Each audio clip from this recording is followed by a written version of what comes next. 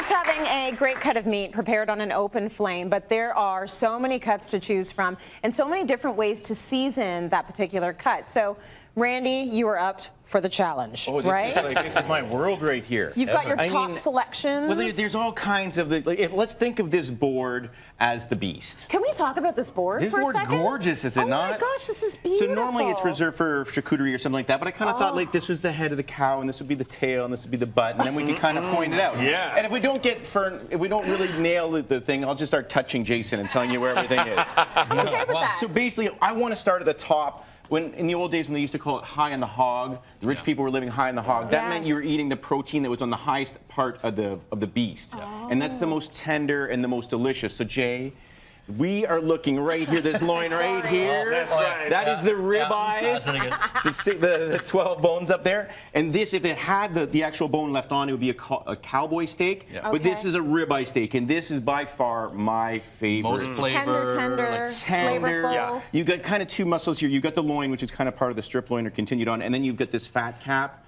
If you go on a date, and your date tells you, I'll strip the ribeye with you. You can have the fatty part. I'll take the tender part. Marry her. Go buy a ring. Yes. Go buy a ring. Get it done. Marry her. 'Cause that's all you want in a partner in life, right? That's all you need. Yes. Okay. So that's what we're going to start. That's one of the top 3 steaks, and I only serve 3 steaks in the restaurant that I think are quality enough to actually serve because I don't like to deal with the offcuts. Yeah. The next one is a strip loin. Yeah. So basically, after the rib cage, down here a little lower, you got little dangerous parts down here. This is a strip loin here. Okay. And so that's like the New York strip. You can cut it 12, 14, 16 ounces. It's a bit like more of a chew to it. Yeah, but it's the staple steak. It's the one most people are familiar with. Yeah, exactly. Yep. You know, it's the grilling steak. It's the grilling steak, yeah. Exactly. But it's kind of got that beefy flavor, and it's got a nice chew to it. Okay. Right? And then here, I kind of call this the queen steak, the tenderloin. Where'd that come from? So this is a really interesting muscle. It's actually on the underside. It's the only muscle inside. Never mind. You don't want to get the inside too. It's the actual only muscle on the inside of the skeleton, and it's basically there kind of protecting your organs. Yeah. So it doesn't move around a lot, but it means that it's very, very tender. Like it almost falls apart. Well, and if I could interrupt, I think the thing for that is I find that the tender, everybody's used to tenderloin being the most prime steak, but because of that, it doesn't have much texture.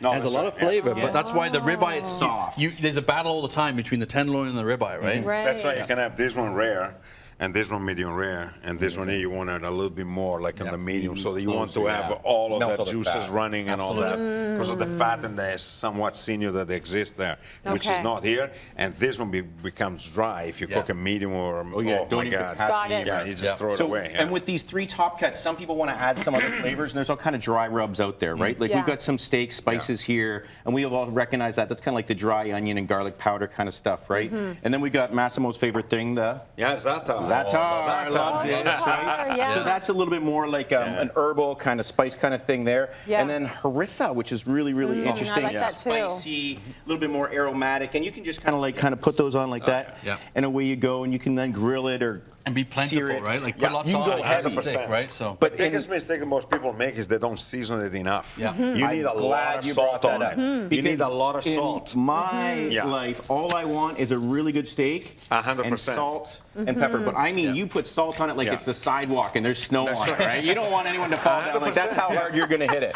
So moving on. And it will never be over salted. Never. The fat will take care of it. We've got the sirloin, and this is probably going to make me a little angry. Sure. I hate.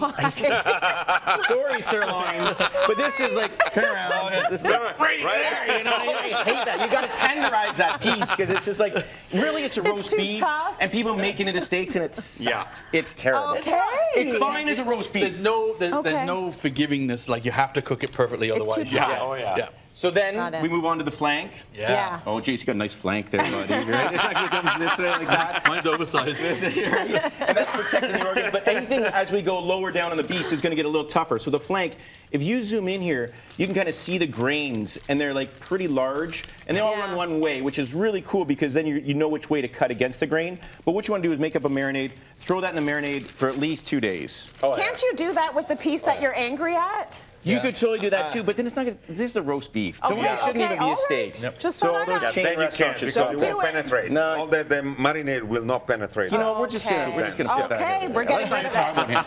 But now we're gonna get in. So now this is where the world changes. So now we go to like the really tough parts. So the Okay. front legs, the shank here. If it Yeah. was white veal, it'd be called ossobuco. Ossobuco, But basically, this is a shank steak. And take a look at this silver skin in here. This is like, if you grilled that, you could not eat it. Like it would be tough. But what you do is you braise it with red wine and with maybe some beer and maybe some stock, and it's a 4-hour thing. Yes. Yeah. And then you just get the flavor is like. What is that? Crazy. What cut is this? This is the shank. It's the It's a shank. shank. So it's an ossobuco. It's an Okay. ossobuco. All right, But then all right. when you do that, you also get this beautiful stuff, which is called the marrow. Oh, baby.